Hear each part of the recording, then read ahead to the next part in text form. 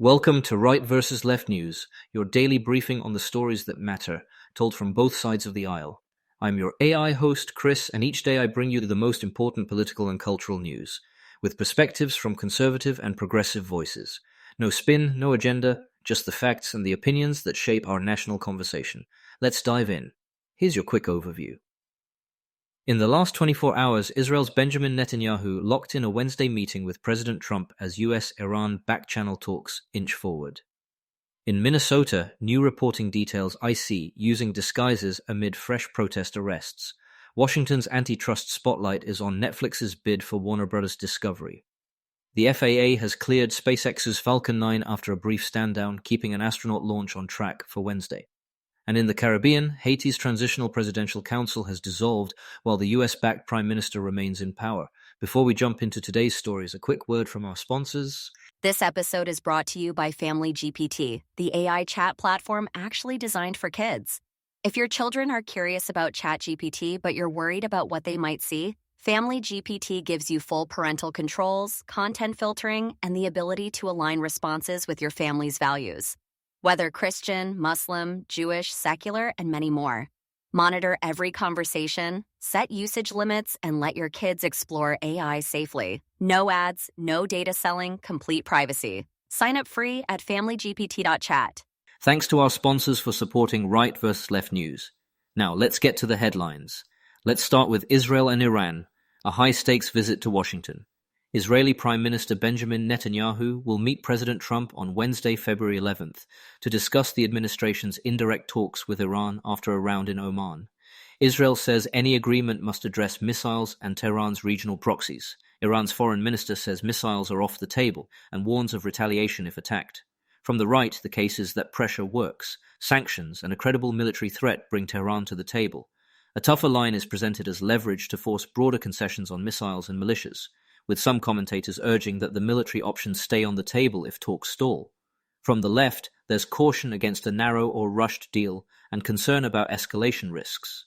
Analysts question whether hardline demands could derail nuclear-only progress, while others argue that even a limited nuclear agreement could lower tensions. Washington is also sending mixed signals about how expansive a deal should be.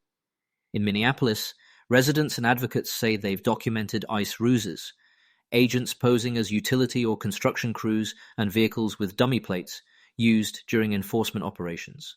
Separately, dozens were arrested outside the Bishop Henry Whipple Federal Building during demonstrations marking 1 month since Renee Good's killing, after police declared an unlawful assembly.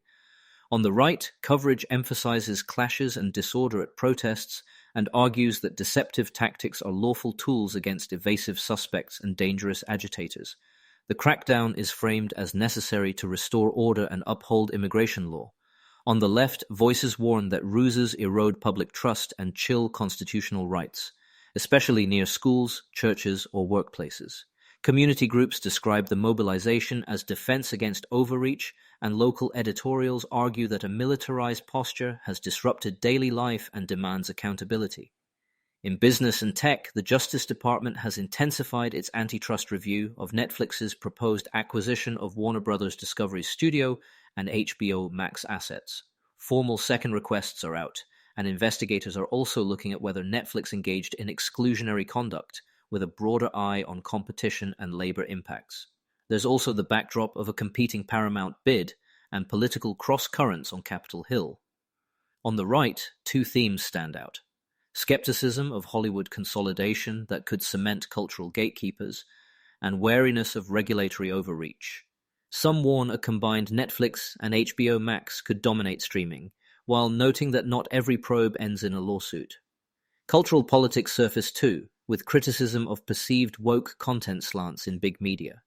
On the left, progressives argue a merger could squeeze creators and viewers, leading to fewer choices and higher prices. Bipartisan grilling has already highlighted concerns, and many warn that consolidation could reduce theatrical diversity and weaken bargaining power for writers and actors, concerns echoed by unions and indie filmmakers. We'll be right back with more of today's news after this brief message. This episode is brought to you by Family GPT, the AI chat platform actually designed for kids. If your children are curious about ChatGPT but you're worried about what they might see, Family GPT gives you full parental controls, content filtering, and the ability to align responses with your family's values. Whether Christian, Muslim, Jewish, secular, and many more. Monitor every conversation, set usage limits, and let your kids explore AI safely. No ads, no data selling, complete privacy. Sign up free at familygpt.chat. Thanks again to our sponsors. Now back to the news. In space, the FAA has cleared SpaceX's Falcon 9 to fly again after a brief stand-down tied to a second-stage deorbit burn anomaly on February 2nd. SpaceX returned to flight Saturday and is pressing ahead for NASA's Crew 12 launch on Wednesday, February 11th, carrying 4 astronauts to the International Space Station. On the right, many hail SpaceX's cadence and iterative problem-solving as a model of American innovation, and argue regulators should enable, not stifle, progress once safety issues are resolved. There's long-running tension with regulators, but also a push to keep red tape in check as launch rates surge. On the left, supporters of commercial spaceflight still press for strong oversight, citing recent upper-stage anomalies and debris risks as reasons for robust FAA scrutiny. With multiple issues in under 2 years, calls for transparency and conservative margins on crewed flights remain front and center. In Haiti, the 9-member Presidential Council has formally dissolved after a tumultuous tenure. The US-backed Prime Minister remains in place, pledging security and elections even as gangs control much of Port-au-Prince. On the right, coverage often pairs Haiti's political breakdown with US immigration debates, arguing that policy must deter unlawful migration while pressing Haitian authorities to deliver security before any large-scale elections. On the left, the focus is on human rights and stability. Commentators note court-ordered extensions of temporary protected status for Haitians in the US, argue that forced returns amid gang rule would be unconscionable, and urge humanitarian relief, anti-corruption efforts, and careful support for a credible security mission before balloting. Quick recap. Netanyahu's Wednesday sit-down with President Trump could clarify the scope of Iran talks. Minnesota's ICE tactics and protest arrests are hardening partisan lines.